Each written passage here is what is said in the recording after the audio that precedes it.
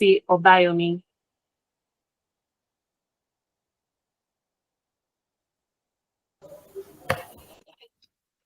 Okay, thank you. Good evening, everyone.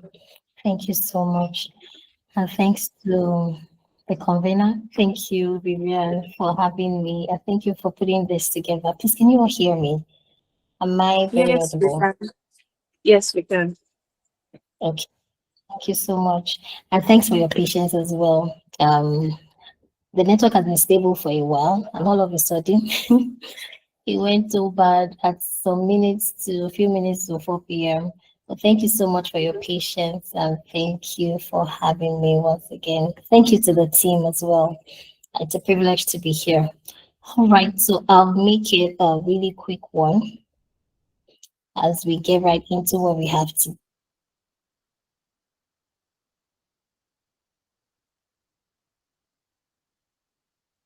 Going to David, they've just said one or two things, in line of what we're going to be speaking to today on productivity, and it is just so good. It just shows us that productivity is very key in our workspaces, and it is that important that we get right onto it. So I get right onto this. For the sake of time, productivity in a digital age. So, what is productivity? So, we're just really defining terms, and then we get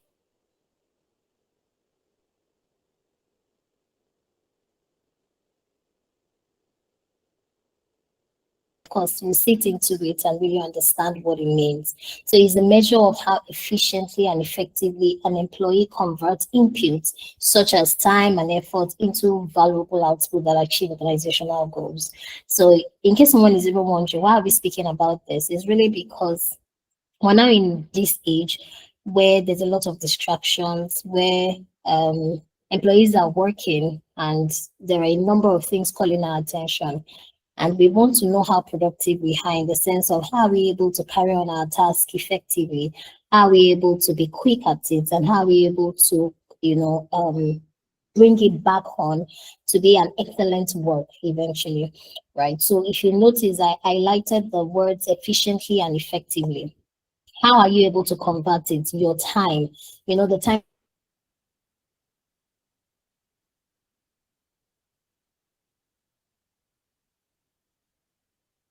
using it, and then how you're able to also invest your efforts as well into having achieving the goals of the organization. So it's not just about working faster.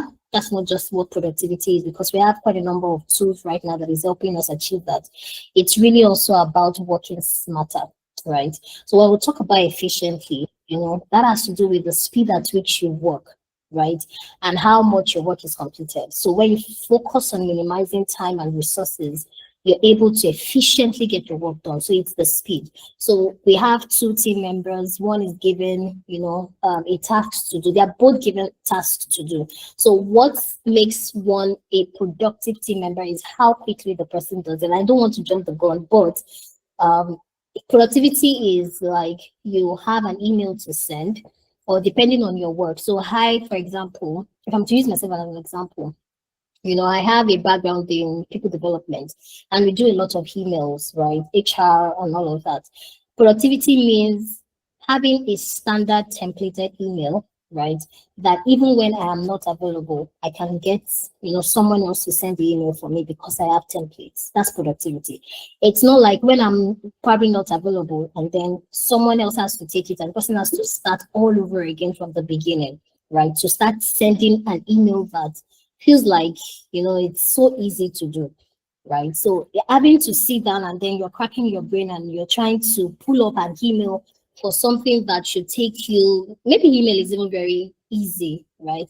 But having a template for your work in the sense that before you get into it and before anyone can literally just get into your drive or wherever it is you're working or whatever templates you have provided for your work, your team, and then they're able to pick it up and use it, right? Such that every time you have to get back to that particular task, you are not having to rework it all the time. You're not having to work on it from the beginning to the end. So you're thinking about your task, you're thinking of what you need to do, the speed at which you have to complete your work, and you're like, how can I get this really, quicker, right? So you have it in a place where if I need to do this work, I don't have to start from the beginning anymore.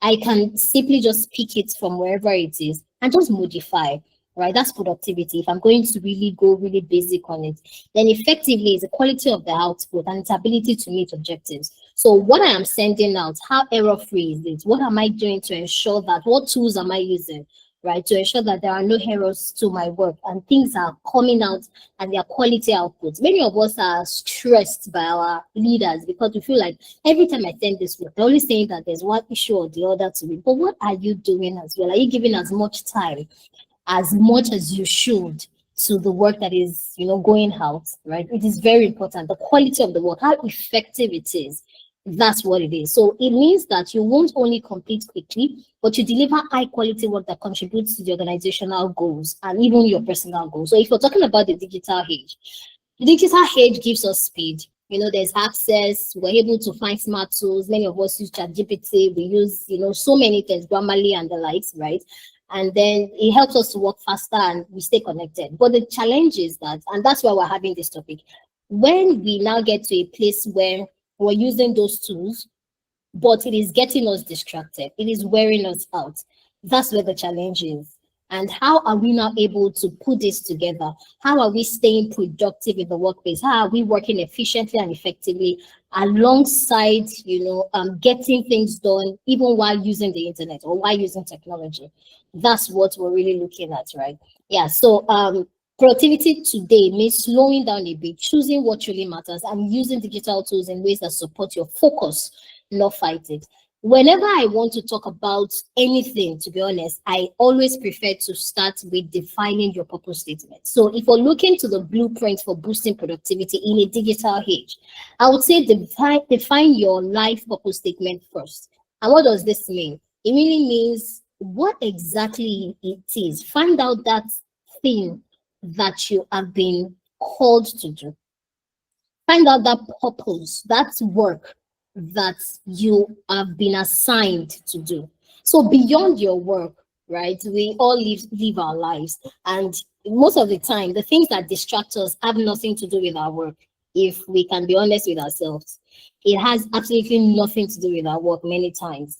And that's why it's important that we focus on the work that we are to do. We focus on our our purpose. What is your life's purpose? What exactly have you been called to do?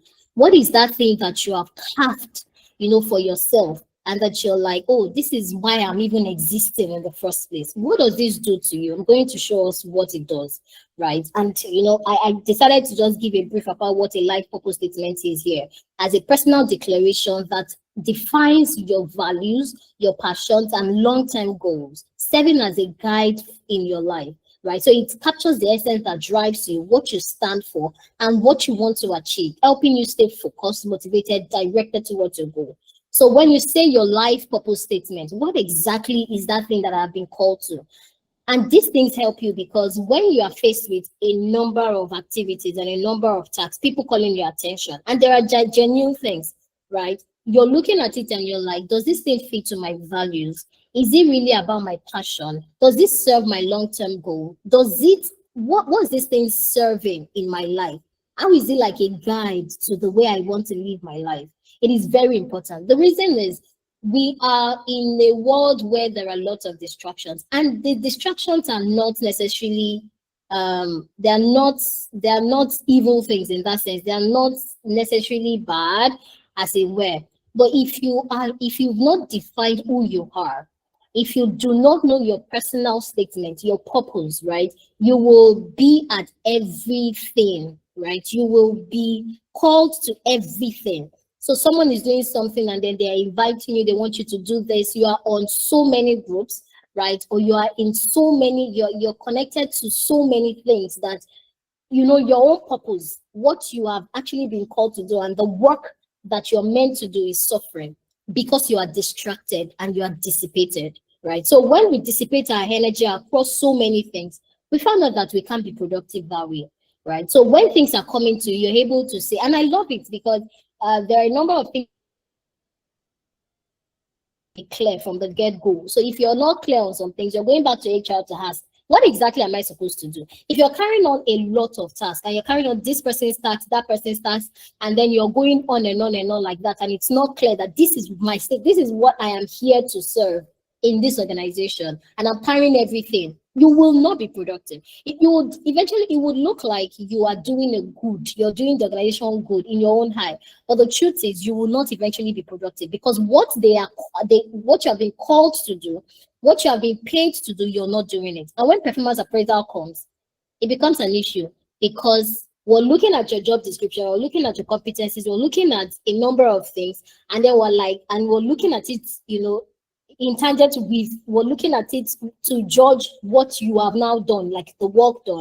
And we're finding out that there are issues, like you're not meeting up, right? So it's just very important in work, in life, and really, I just wanted to take it out of work, like a bit out of work, from the work context a bit, just so that we're able to see that, oh, my life purpose statement will really guide me.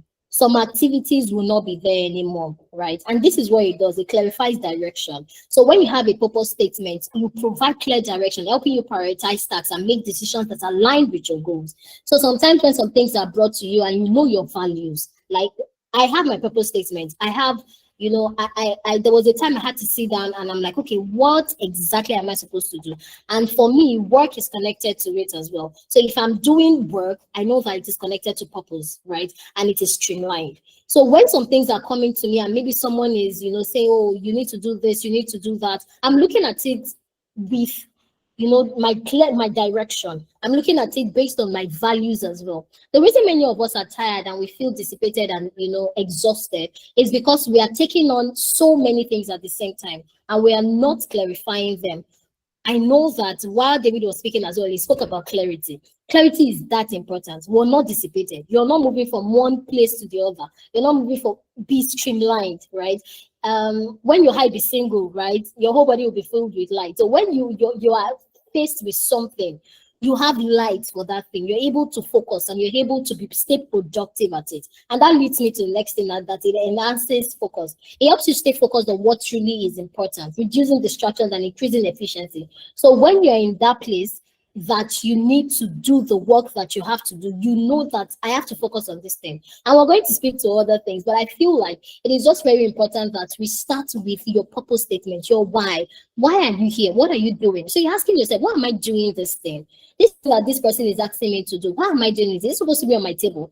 Like, it's very important to ask questions and to clarify things. I love it that a number of us, like the speakers have said quite a number of things on this already. So when some things are coming to your table, you're asking, oh, am I supposed to be the one doing this? Sometimes you might not be the one, it might just be passed on to you because you're available. If you can do it, why not? It's good. Supporting one another in the workspace is a good thing, to be honest. It's a good culture, right? But if it's going to eventually affect your productivity and your core work, then you have to clarify and ask questions. Then you also support your decision making. You're like, okay, before I do this one, is he connected? So it's important that when you're at work, you have like a purpose statement at work. So while I was taking my business leadership master program, there was a particular thing there that has to do with clarifying your why. Like, why am I here? What am I doing as a leader? Like, you sit down first, you understand your person, and it's going to lead me to the next thing that I'm going to be speaking here again about activating your self-leadership. You're able to sit and say, why am I doing this? Who am I? What type of a leader am I? Right? It is very important for productivity. I'm sure that many of us might be wondering that, oh, maybe we're going to be speaking about like tools that we're going to be using that will be relevant for us in a productive workspace. But the truth is that you activate your self-leadership. You understand your why. Why am I here? Why am I doing what I'm doing? Ask those questions so you're not jumping from one task to another, or you're not jumping from one, from one engagement that is probably not necessarily for you to yet another. And it's fine if you're still clarifying that. It's absolutely fine, right? We do that on the day. Clarity comes while you're doing, stuff. But when you now get to the place where you really want to be productive, then you have to streamline things, right? So Leadership enables you to manage your thoughts. It enables you to manage yourself, your behavior, your emotions effectively, right? And we're just going to be looking at some things that helps you here. We're looking at self-awareness. So, we all have strengths, we all have weaknesses, we all have, emotional triggers as well. The things that, trigger us. Recently we had a conference, and while said we need, as a leader, you need to understand your triggers, right? So if you know that when someone is speaking to you, the person gets you, to a point where you want to scream or you want to shout or something, you have to understand it, and then you would manage your emotions. So it's very important that you are self-aware. And I love it when David also mentioned the fact that your habits, like in the morning, these are the things I like to do. When I wake up, these are the things I want to do first. It's self-awareness. It's your ability to be able to understand yourself. You understand your energy. We're still going to speak to that as well. So all of these things were really intertwined. While I was speaking, I really was just smiling, and I'm like, oh, this is really good. Right. So it's important that we understand who we are. We understand our strengths. We understand our weakness. We understand our emotional triggers. We understand who we really are, so that we're not just behaving anyhow, if I can say that, right? So we're not just behaving, irrationally, and we're not just living our lives and waking up every morning and just getting to whatever it is that we find to do. But understand who you are, have self-leadership, understand your person, and be able to regulate yourself as well.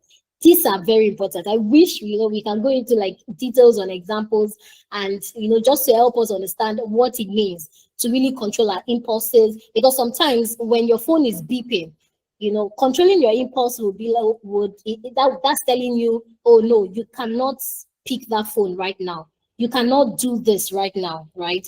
But you have to just control yourself and put yourself together that, oh, focus until I finish this. Of course, you'll still get to focus as well. Until I finish this work, I cannot open that chat. Until I know your triggers. What are those things that if I get to doing, it would distract me from the work I'm supposed to do? It's very important. It could be the beeping of your phone, probably notification, especially in remote working space right now. So you're in the space where you're working, and then your phone is always beeping at every WhatsApp message, right? It's important that you just shut all of those notifications already. For me, I don't have notifications on my phone. I literally have to go there before I know that someone is sending me, messages, right? Those are the things, because you understand yourself. You know that if you get there and there are lots of notifications, you will get distracted. So you understanding yourself helps you to be productive, because you're like, I have to put this in place so that I'm not, on this level. And then you set your goals. You're clear with your priorities. You're able to guide your actions. Early in the morning, you're waking up. What are the things I want to achieve today? Self-leadership. You're regulating yourself. You have that self-respect for yourself enough that even if you're working remotely, because I know that most of us, work remotely these days, right? Even if it's not remotely, most of us work hybrid, right? Sometimes you are at home, sometimes you are at work. But then you are,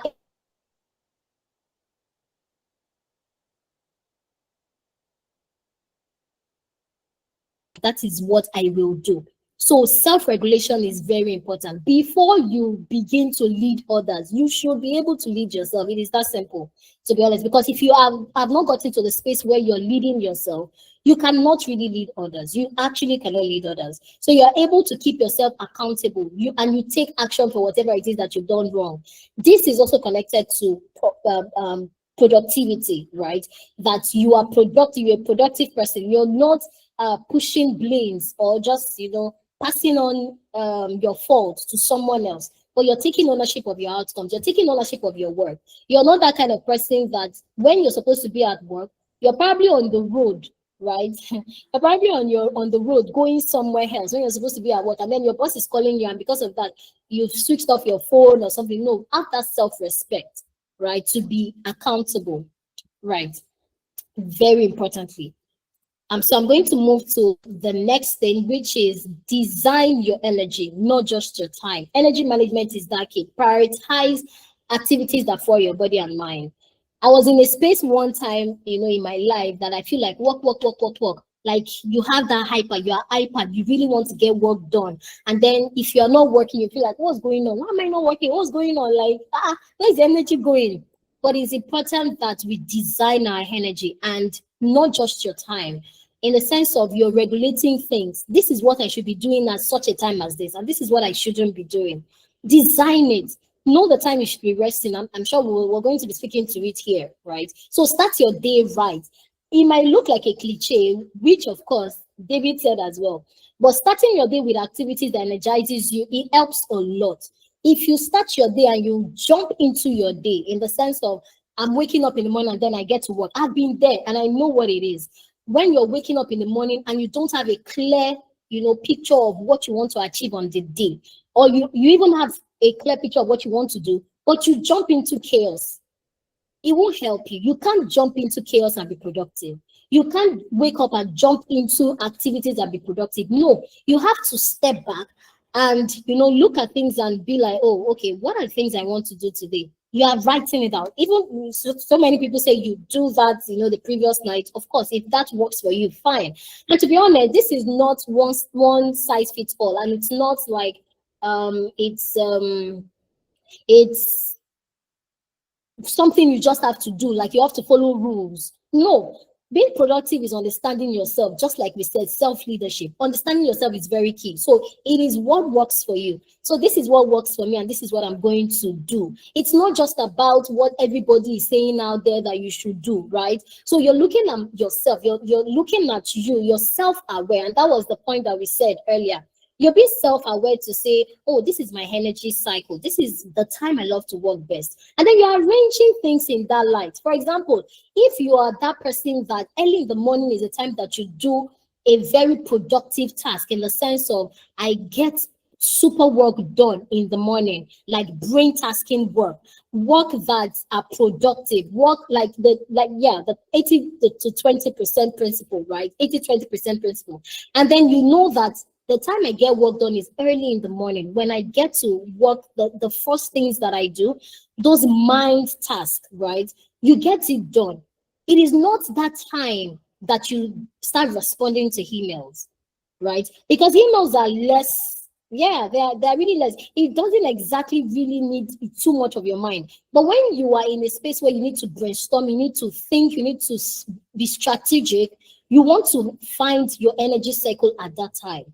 Right. So it is very important that you know when, those times are in your day. If it's early in the morning, then go for it and start your day that way. That's not the time that you are using to maybe send messages to people and then check up on people. Let people know you for it. If they know that this is how, my leader or my team member is, they will respect you for it, to be honest. And it's all about communication. Marvelous is here.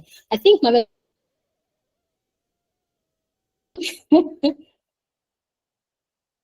You can go on. I can hear you. Okay, she's gone. Okay.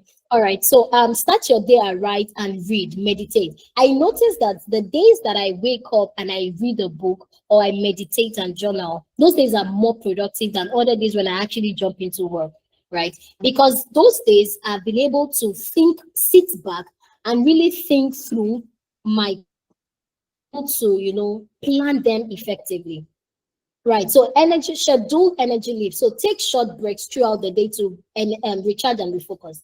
I've also been in this space where it's on a go, like a whole 12 hours or maybe 10 hours or 8 hours on the go. Later on, you feel so tired, you feel spent, right? That you're probably even unable to do other things. But for you to be excited about really working, you need to love what you're doing. You have to carry yourself into the work. By early in the morning, you're waking up, you do something exciting for yourself. Later on, when you feel like, oh, I've done a major short break, maybe 30 minutes, especially for those of us that work remotely, to be honest, you might just have to step out, just look around nature, and or maybe just take a break and chat with a friend or just call a friend just to keep you alive in that sense. And then you're not just bent into work. Right. So give yourself those short breaks that help you, recharge, refuel, and then refocus. Then you come back again and continue. So that it's not like, oh, you're just working on the stretch and then you feel tired. You feel like, virtue has left you. And then you feel like it's a lot. Right. And then later on, you're like, what happened? Like, what happened in this my life? But the truth is, you can enjoy the work that you do. So you have to infuse things deliberately to help you enjoy the work that you're doing. You have to infuse things because it will not always come that way. But you have to be very deliberate about it to infuse things that would help you, and and also surround yourself with the right kind of persons that would always help you. For example, you can have maybe a co-worker at work, someone, and you can just chat up with the person, oh, how are you doing? And then just do a quick chat with that person. A co-worker, you're still working. I just thought to take a break and then chat up with the person and just, talk work. Of course, you know that when you're talking work with the person, maybe the person just lightens your mood and all that. Go out there for that person or with that person. Then prioritize your self-care. Sleep well, refuel your body with nutritious food. It is very important. Breakfast is also very key. Sometimes I was also in the space until I started reading one book and I forgot to add it to it, the Sabbath, right? A book on Sabbath, right? On taking rest. Rest is very important. Many a times you feel like rest is productive, but no, it's not. As a matter of fact, when you rest, you are helping yourself. When you rest, you are able to think more and get what you really desire, right? In that sense, because you have refueled your energy. Right, so it's that important. And then take some time to play.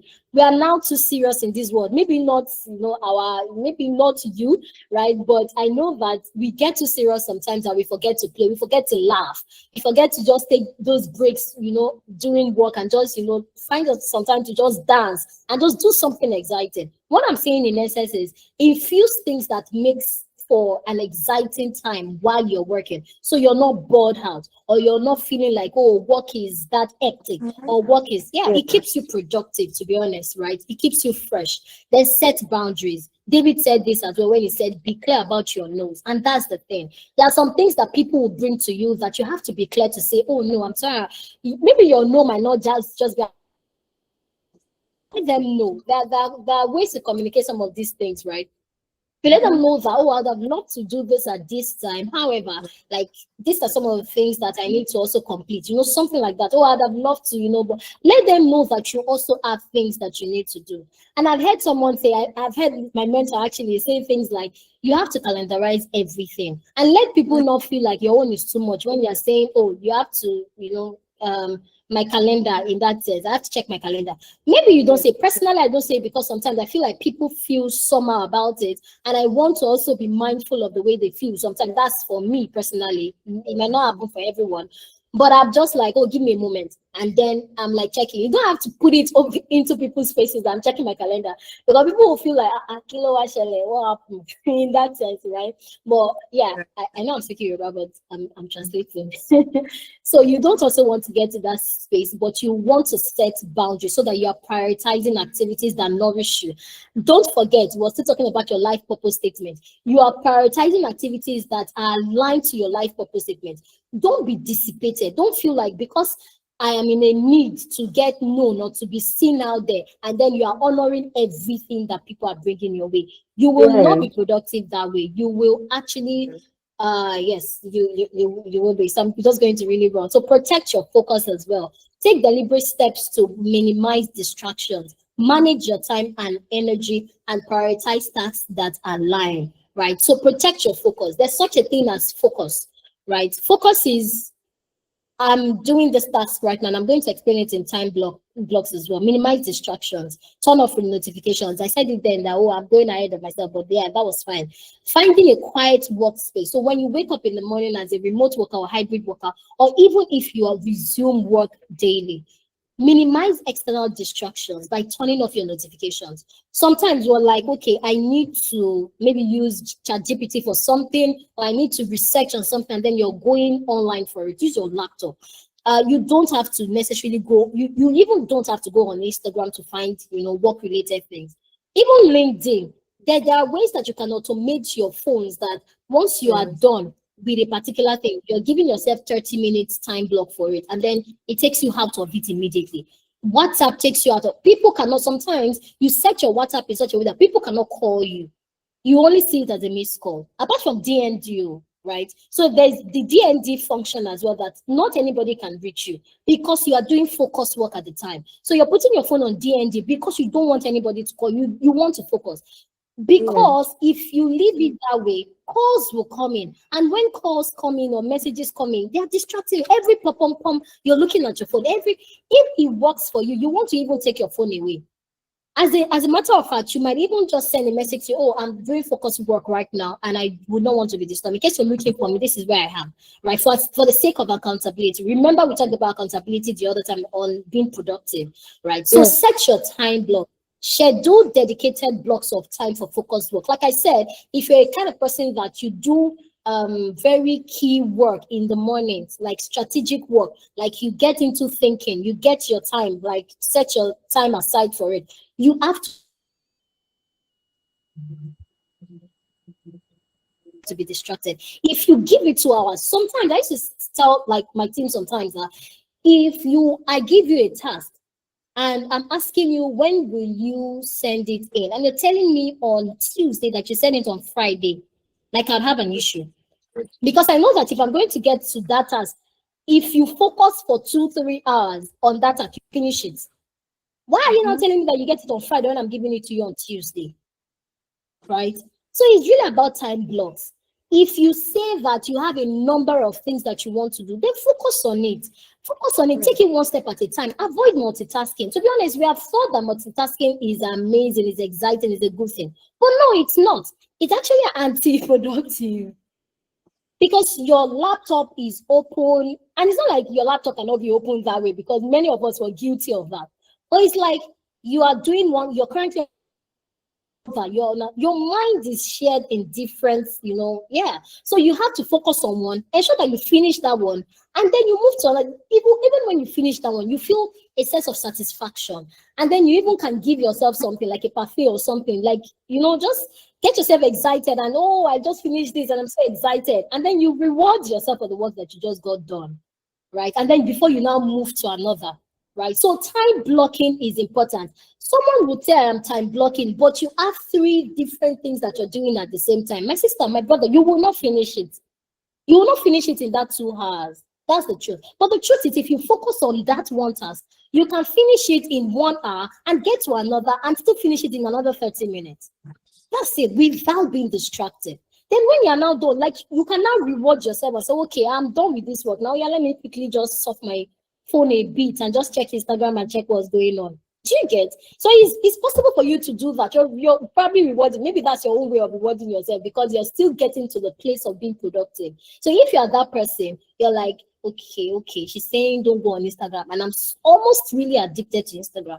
Okay, what can I do? Oh yeah, now let me just put my phone on do not disturb. Let me get this work done in 2 hours. Then once I'm done, I'll get on to Instagram. You're rewarding yourself. You feel a sense of accomplishment doing that. So do not be that person that is doing a lot of things at the same time. You can't be productive that way. The timelines that you give your team, your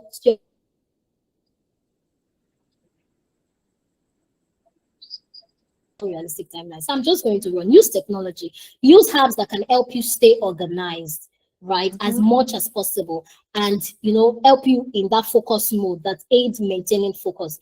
Be present. Many a times we are doing that work and our mind has gone like several other places. It is that time that you are doing that work that you remember that, oh, my friend that said that thing yesterday, I need to call her now. I need to check up on her. One thing you can do is, whenever you're working, just have a journal beside you. Write it down in your journal so you can remember all those things. And that's how it is when we're praying as well. Sorry to just move on. That when you're focused, that is when your mind will start wandering to different other places. But what you can do is to pick your pen and your journal and then write it down, that this is what I'm going to do when I am done. Then when you're done and you know that, oh, I've achieved this, then you get onto it, right? So regular mindfulness practice can help strengthen your ability to stay focused and present in the work that you.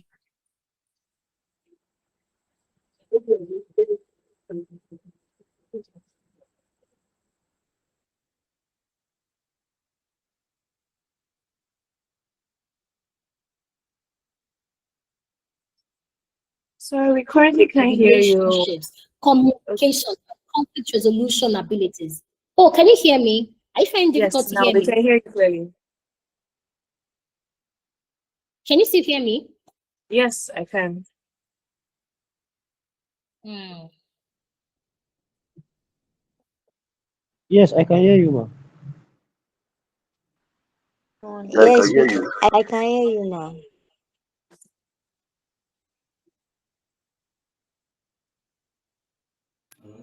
Hello, we can hear you, ma.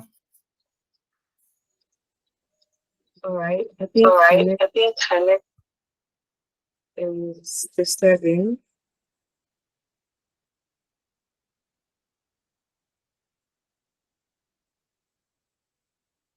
Can anyone please mute their mics? Thank you. Okay, am I back now? Yes, you are. Yes, you are. Am I back? Yes.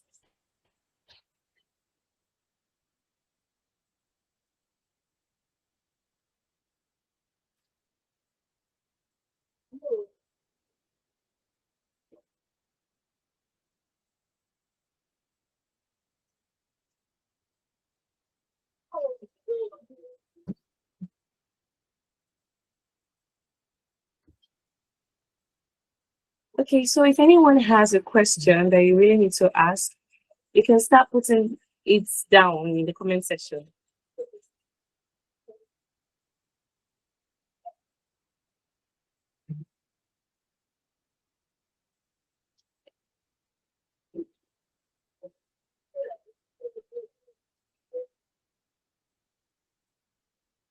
You can drop your questions in the comment section while we wait for her.